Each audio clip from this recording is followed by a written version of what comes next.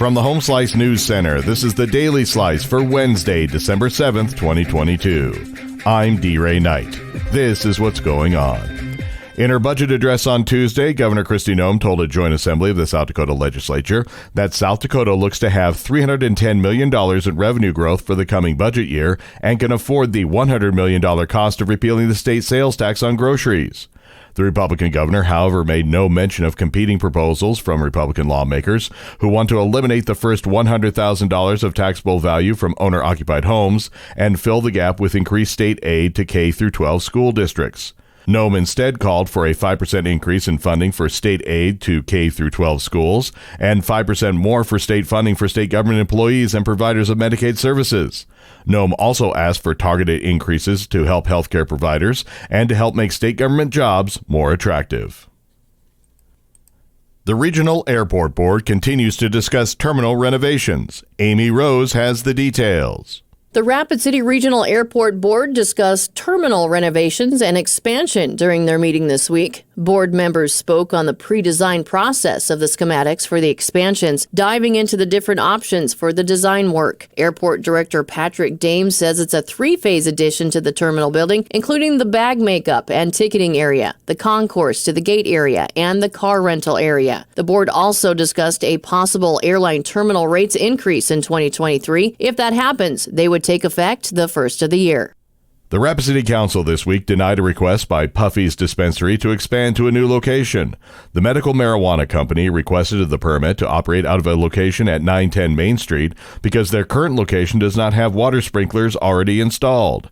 The city's planning commission had given the okay for the permit, but the council turned it down. Council member Jason Solomon joined 6 other members in voting no and says he voted to deny it because the new location was not in the city's designated green zone.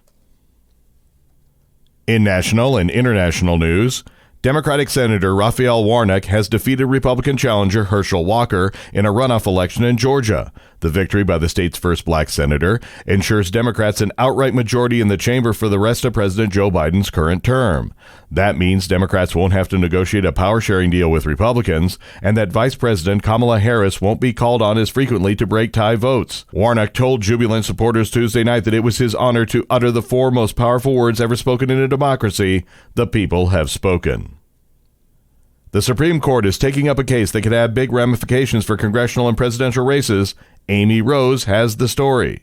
The Supreme Court is taking up a case with the potential to reshape elections for Congress and the presidency. The justices are hearing arguments Wednesday over the power of state courts to strike down congressional districts drawn by the legislature because they violate state constitutions. North Carolina Republicans who are bringing the case to the High Court argue a provision of the U.S. Constitution known as the Elections Clause gives state lawmakers virtually total control over the times, place, and manner of congressional elections, including redistricting, and cuts state courts out. The Republicans are advancing a concept called the independent legislature theory, never before adopted by the Supreme Court, but cited approvingly by 4 conservative justices.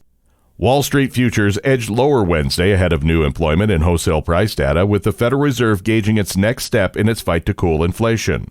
Futures for the Dow Jones Industrial slipped 0.4%, and the S&P 500 fell 0.7% just over an hour before the opening bell. Stronger than expected economic data this week has dragged U.S. markets lower on expectations that the Federal Reserve will be forced to remain aggressive with interest rates during its last policy meeting of 2022.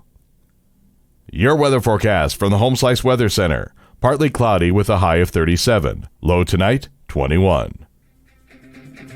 And that was your Daily Slice for Wednesday, December 7th, 2022. The Daily Slice is a production of Home Slice Media Group, hosted by D-Ray Knight with Amy Rose. Executive producer Mark Houston. Engineered by Chris Jacquez. I'm D-Ray Knight. Have a great day.